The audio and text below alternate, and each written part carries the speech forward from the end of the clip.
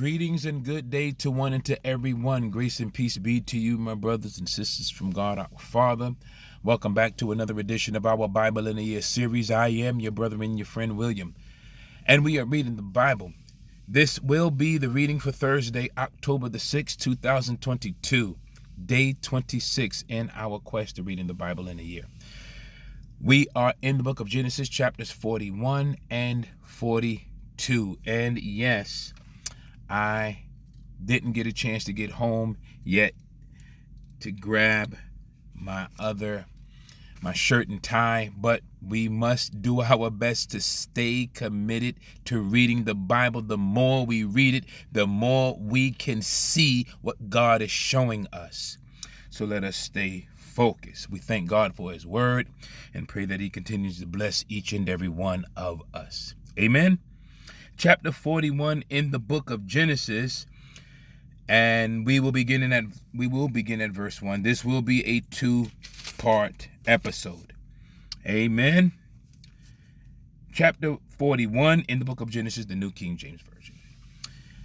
Then it came to pass. Now this is going to be talking about Pharaoh's dream.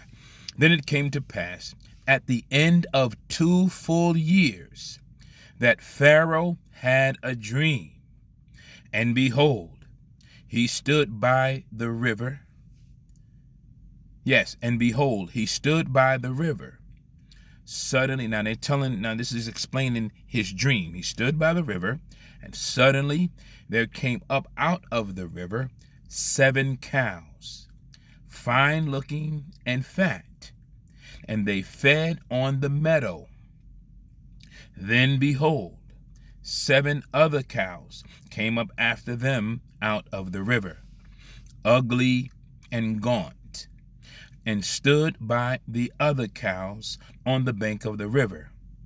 And the ugly and gaunt cows ate up the 7 fine-looking and fat cows. So Pharaoh awoke. He slept and dreamed a second time, and suddenly 7 heads of grain came up on one stalk, plump and good. Then behold, I'm in verse 6. Then behold, 7 thin heads, blighted by the east wind, sprang up after them. And the 7 thin heads devoured the 7 plump and full heads. So Pharaoh awoke, and indeed it was a dream. Now it came to pass in the morning that his spirit was troubled, and he sent and called for all the magicians of Egypt and all its wise men. So that was verse 8. Let's go back to verse 8 real quick. Now it came to pass in the morning that his spirit was troubled, talking about Pharaoh. And he sent and called for all the magicians of Egypt and all its wise men. Everybody come over here. And Pharaoh told them his dreams. But there was no one who could interpret them for Pharaoh. Told them the dream, none of them could interpret it. Then the chief butler spoke to Pharaoh, saying, I remember my faults this day, my bad. He says, so when Pharaoh was angry with his servants and this is what the chief butler is explaining. When Pharaoh was angry with his servants and put me in custody in the house of the captain of the guard, both me and the chief baker, we each had a dream in one night, he and I.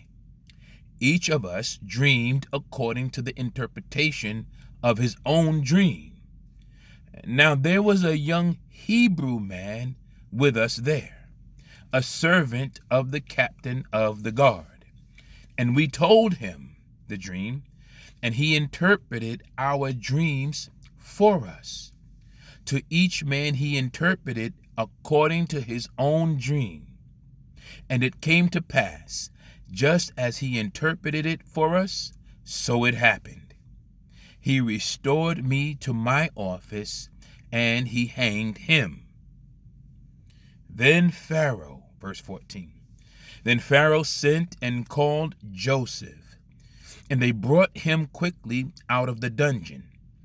And he shaved, changed his clothes, changed his clothing, and came to Pharaoh.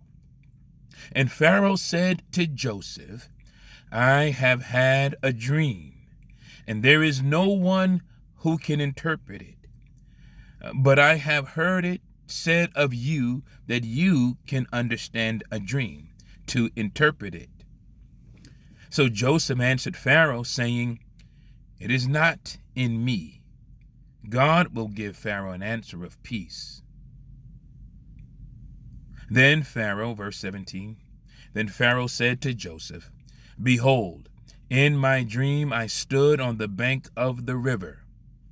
Suddenly 7 cows came up out of the river, fine looking and fat, and they fed in the meadow. Then behold, 7 other cows came up after them, poor and very ugly and gaunt, such ugliness as I have never seen in all the land of Egypt.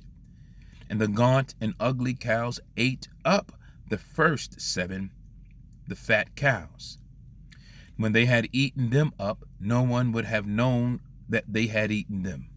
Oh, snap. No one would known that they had eaten them, for they were just as ugly as at the beginning. So I awoke. Also, verse 22, also I saw in my dream, and suddenly 7 heads came up on one stalk, full and good. Then behold, 7 heads, withered, thin, and blighted by the east wind, sprang up after them. And the thin heads devoured the 7 good heads. So I told this to the magicians, but there was no one who could explain it to me. I'm reading the New King James Version. I'm in chapter 41 in the book of Genesis. I'm at verse 25. Then Joseph said to Pharaoh, The dreams of Pharaoh are one. God has shown Pharaoh what he is about to do. The 7 good cows are 7 years, and the 7 good heads are 7 years.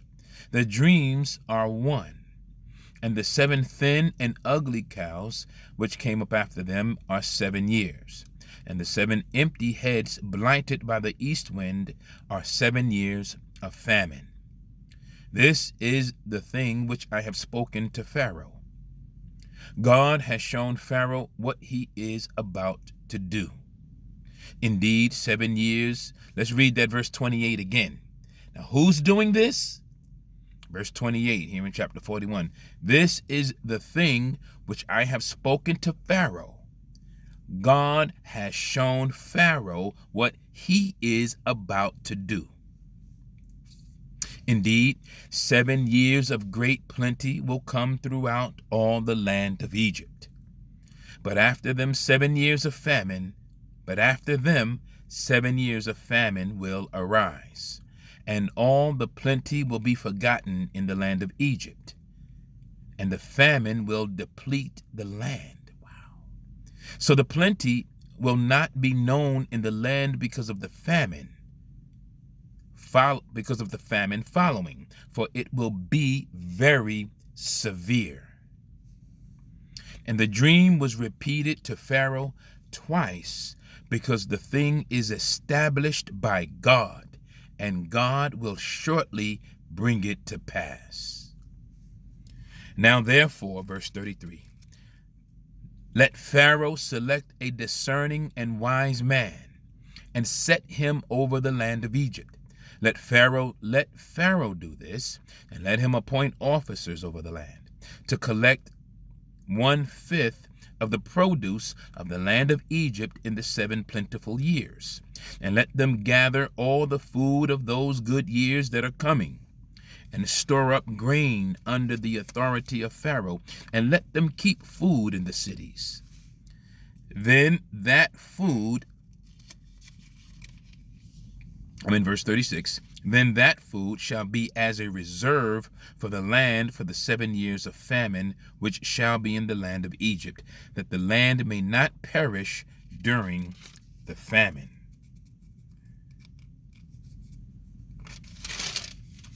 verse 39, verse 37. Oh, that was verse 36, I'm sorry. Verse 37.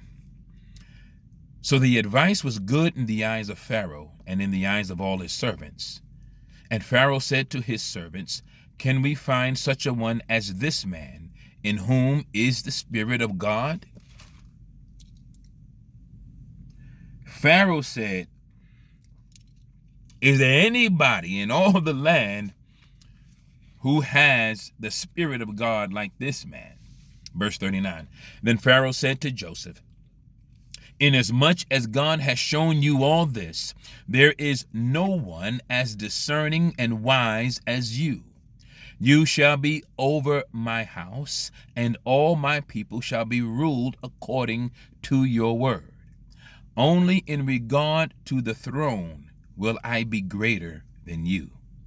And Pharaoh said to Joseph, see, I have set you over all the land of Egypt. Then Pharaoh took his signet ring off his hand and put it on Joseph's hand. And he clothed him in garments of fine linen and put a gold chain around his neck. And he had him ride in the second chariot which he had. And they cried out before him, bow the knee. So that's what they cried out, everybody was yelling out, bow the knee to Joseph, apparently. So he set him over all the land of Egypt. Pharaoh also said to Joseph, let's read that part again. So he set him over all the land of Egypt. Pharaoh said, the only difference between you and I is this throne that I sit on. For I am the Pharaoh, I am the king. So he set him over all the land of Egypt. Pharaoh also said to Joseph, I am Pharaoh, and without your consent, no man may lift his hand or foot in all the land of Egypt. Wow, he got a great power. And Pharaoh called Joseph's name Zaphnath Paneah, and he gave him as a wife Asenath, the daughter of Potipharah, priest of On. So Joseph went out over all the land of Egypt. Verse 46, Joseph was 30 years old when he stood before Pharaoh, king of Egypt. And Joseph went out from the presence of Pharaoh and went throughout all the land of Egypt. Now in the 7 plentiful years the ground brought forth abundantly. The ground brought forth abundantly in the 7 years of plenty. So he gathered up all the food of the 7 years which were in the land of Egypt, and laid up the food in the cities. He laid up in every city the food of the fields which surrounded them. Joseph gathered very much grain, as the sand of the sea, until he stopped counting, for it was immeasurable. And to Joseph, verse 50, and to Joseph were born 2 sons before the years of famine came, whom Asenath, the daughter of Potipharah, priest of On, bore to him. Joseph called the name of the firstborn Manasseh, for God has made me forget all my toil and all my father's house. And the name of the second he called Ephraim, for God has caused me to be fruitful in the land of my affliction. Then the 7 years of plenty which were in the land of Egypt ended, and the 7 years of famine began to come. As Joseph had said, the famine was in all lands, but in all the land of Egypt there was bread. So when all the land of Egypt was famished, the people cried to Pharaoh for bread. Then Pharaoh said to all the Egyptians, go to Joseph. Whatever he says to you, do. The famine was over all the face of the earth. I'm in verse 56. And Joseph opened all the storehouses and sold to the Egyptians. And the famine became severe in the land of Egypt. So all countries came to Joseph in Egypt to buy grain, because the famine was severe in all lands. This is part one of a two-part episode. I just read in the book of Genesis, chapter 41, speaking about Joseph and Pharaoh. We're going into chapter 42 in the next part of this two-part episode. Amen. We thank God for blessing each and every reader, hearer, and seeker of his word and spirit and truth. Amen.